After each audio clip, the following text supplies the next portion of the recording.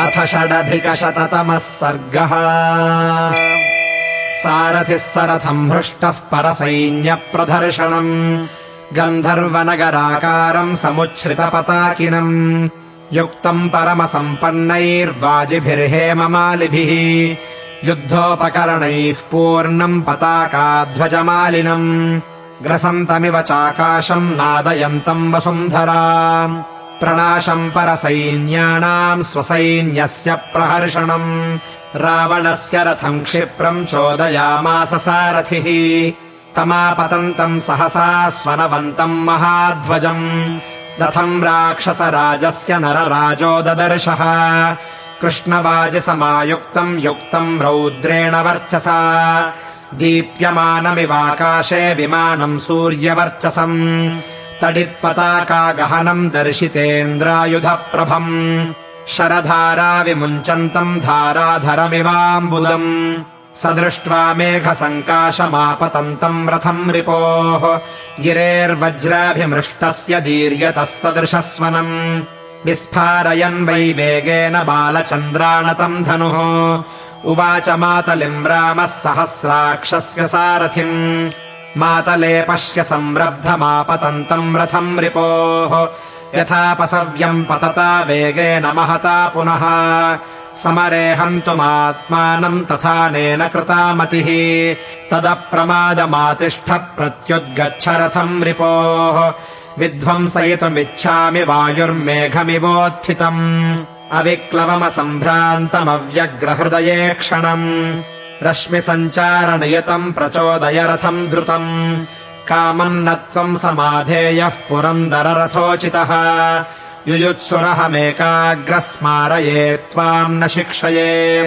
परितुष्टः स रामस्य तेन वाक्येन मातलिः प्रचोदयामास रथम् सुरसारथिरुत्तमः अपसव्यम् ततः कुर्वन् रावणस्य महारथम् चक्रसम्भूतरजसा रावणम् व्यवधूनयत् ततः क्रुद्धो दशग्रीवस्ताम्रविस्फारिते क्षणः रथप्रतिमुखम् रामम् सायकैरवधूनयत् धर्षणामर्षितो रामो धैर्यम् रोषेण लम्भयन् जग्राह सुमहावेगमैन्द्रम् युधिशरासनम् शरांश्च सुमहावेगान् सूर्यरश्मिसमप्रभान् तदुपोढम् महद्युद्धमन्योन्यवधकाङ्क्षिणोः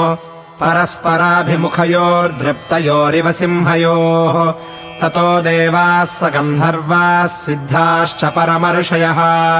समीयुर्द्वैरथम् द्रष्टुम् रावणक्षयकाङ्क्षिणः समुत्पेतुरथोत्पाता दारुणा रोमहर्षणाः रावणस्य विनाशाय राघवस्योदयाय च ववर्षरुधिरम् देवो रावणस्य रथोपरि वातामण्डलिनस्तीव्रा व्यपसव्यम् प्रचक्रमुः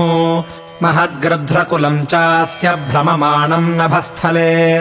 येन येन रथो याति तेन तेन प्रधावति सन्ध्यया चावृता लङ्का जपा पुष्पनिकाशया दृश्यते सम्प्रदीप्तेव दिवसेऽपि वसुन्धरा सनिर्घाता महोल्काश्च सम्प्रपेतुर्महास्वनाः विषादयंस्ते रक्षांसि रावणस्य तदाहिताः रावणश्च यतस्तत्र प्रचचाल वसुन्धरा रक्षसाम् च प्रहरताम् गृहीता इव बाहवः ताम्राः पीताः सिताः श्वेताः पतिताः सूर्यरश्मयः दृश्यन्ते रावणस्याग्रे पर्वतस्येव धातवः गृध्रैरनुगताश्चास्य वमन्त्योज्ज्वलनम् मुखैः प्रणेदुर्मुखमीक्षन्त्यः संरब्धमशिवम् शिवाः प्रतिकूलम् बवौ वायुरणे पांसून् समुत्किरन् तस्य राक्षसराजस्य कुर्वन् दृष्टिविलोपनम् निपेतुरिन्द्राशनयः सैन्ये चास्य समन्ततः दुर्विषह्य स्वराघोरा विना जलधरोदयम् दिशश्च प्रदिशः सर्वा बभूवुस्तिमिरावृताः पांसु वर्षेण महता दुर्दर्शम् च नभोऽभवत् कुर्वत्यः कलहम् घोरम् सारिकास्तद्रथम् प्रति निपेतुः शतशस्तत्र दारुणा दारुणारुताः जघनेभ्यः स्फुलिङ्गाश्च नेत्रेभ्योऽश्रूणि सन्ततम् मुमुचुस्तस्य तुरगास्तुल्यमग्न्यम् च वारि च एवम् प्रकारा बहवः समुत्पाता भयावहाः रावणस्य विनाशाय दारुणाः सम्प्रजज्ञिरे रामस्यापि निमित्तानि सौम्यानि च शिवानि च बभूवुर्जयशंसीनि प्रादुर्भूतानि सर्वशः निमित्तानीह सौम्यानि राघवस्वजयाय वै दृष्ट्वा परमसंहृष्टो हतम् मेने च रावणम् ततो निरीक्ष्यात्मगतानि राघवो रणे निमित्तानि निमित्तकोविदः जगामहर्षम् च पराम् च निर्वृतिम् चकार युद्धे ह्यधिकम् च विक्रमम् इत्यार्षे श्रीमद् रामायणे वाल्मीकीये आदिकाव्ये युद्धकाण्डे 6 सर्गः।